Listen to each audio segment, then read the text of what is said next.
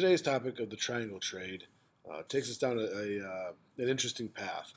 Uh, you can't really understand the triangle trade unless you understand slavery.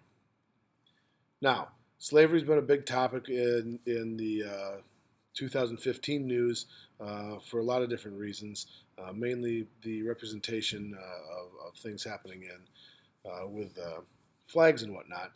However, slavery has a rather illustrious past in the United States. But there's some misconceptions about slavery that you need to understand to truly understand why slavery happened and what it is.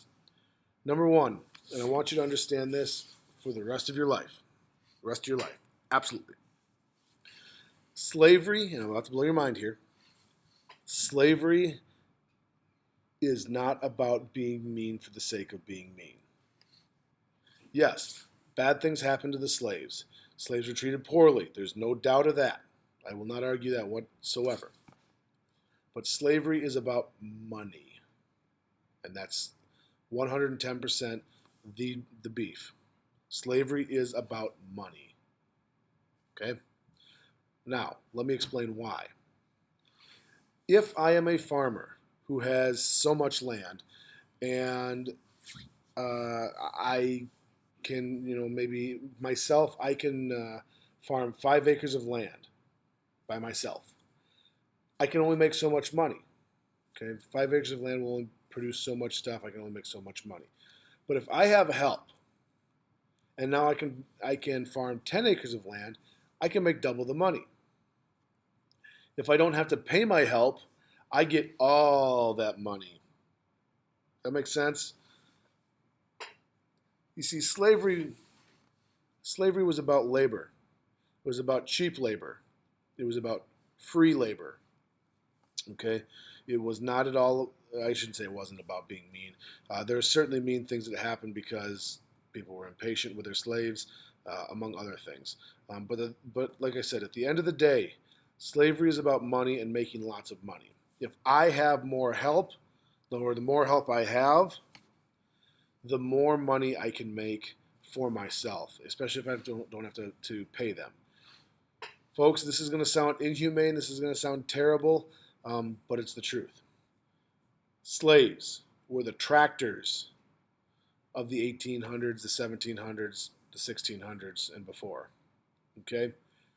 Today, we don't have slaves, and we don't need slaves because I can go out and get a tractor from John Deere or from Case or from Massey Ferguson or whoever makes tractors, New Holland, all that. I go out and I pay a one-time fee to purchase that thing, and I don't have to pay it anything other than I gotta do maintenance and keep maintenance and upkeep. So I gotta put diesel fuel in it. I gotta do some oil changes, and maybe if it breaks, I gotta fix it. But I don't have to pay it a salary, okay? And I can do thousands upon thousands of acres worth of farming, okay? At that time, we did not have the mechanized farming methods that we have now. Everything was done by hand.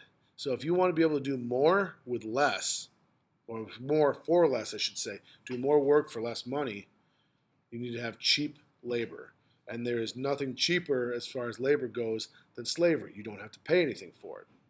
Now, I realize that it sounds really heartless for me to say that slavery is only economic based. It's only based on the money. It makes it sound like I'm saying that, well, nothing bad happened. And that's not true because the slaves were treated absolutely terribly. But it was not simply, like I said, it's not simply about picking on a race of people because of the color of their skin that they decided to start this. This starts of because of money. People wanted to make money. Uh, that said, basically what happened is slave catchers and people that were trying to find this labor that they could use as a means of trade found a group of people who happened to be Africans in Africa, blacks that were living in Africa, and chose them as the people they were going to use for some different reasons. But ultimately, slavery starts because of money. And I want you to make sure you understand that.